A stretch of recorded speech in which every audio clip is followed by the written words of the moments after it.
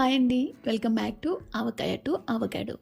ఈరోజు వీడియోలో బయట స్వీట్ షాప్స్లో దొరికే పల్లీ పకోడీ ఈజీ అండ్ పర్ఫెక్ట్గా 10 మినిట్స్లోనే ఎలా చేయాలో చూద్దాము.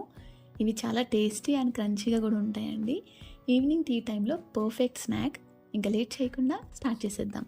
ఈ రెసిపీ కోసం 1 కప్పు పల్లీలు తీసుకోవాలి.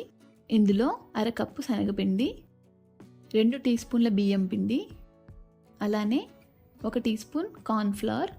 ఇది ఆప్షనల్ అండి, మనకి ఎక్స్ట్రా క్రిస్పీనెస్ కోసం మాత్రమే. మీ దగ్గర ఉంటే యాడ్ చేసుకోండి.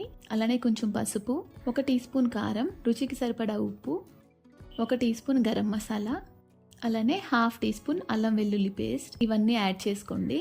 బయట ఫుడ్ కలర్ యాడ్ చేస్తారండి, బట్ నేను ఇక్కడ ఎలాంటి ఫుడ్ కలర్స్ యూస్ చేయడం లేదు. వీటిని బాగా మిక్స్ చేసుకోవాలి.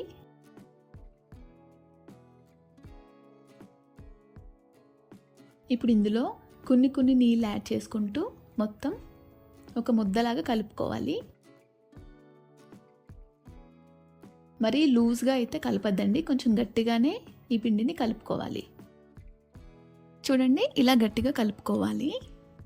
ఇప్పుడు డీప్ ఫ్రై కోసం ఆయిల్ పెట్టుకుని, ఆయిల్ వేడైన తర్వాత మంట మీడియం ఫ్లేమ్లో పెట్టుకుని ఈ పల్లీల్ని యాడ్ చేసుకోండి. మనకి కావాలంటే ఇలా ఒక్కొక్కటిగా సపరేట్గా చేసి యాడ్ చేసుకోవచ్చు, లేదంటే మామూలుగా పకోడీ మనం ఎలా వేసుకుంటామో అలానే వేసేసుకోండి. ఇవి యాడ్ చేసిన వెంటనే కదపద్దండి. ఒక 1 to 2 మినిట్స్ వేగిన తర్వాత అవే ఈజీగా పైకి వచ్చేస్తాయండి. వీటిని మీడియం ఫ్లేమ్లోనే బబుల్స్ తగ్గే వరకు వేయించుకోవాలి. చూడండి, ఇలా బబుల్స్ మొత్తం తగ్గిన తర్వాత వేరే ప్లేట్లోకి తీసుకుని పూర్తిగా చల్లారనివ్వండి. ఇవి కంప్లీట్గా చల్లారిన తర్వాత మాత్రమే మనకి ఆ క్రంచీనెస్ అనేది తెలుస్తుంది.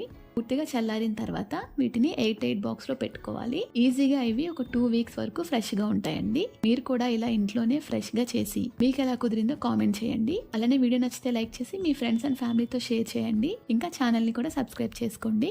మరో మంచి రెసిపీతో మళ్ళీ కలుద్దాం.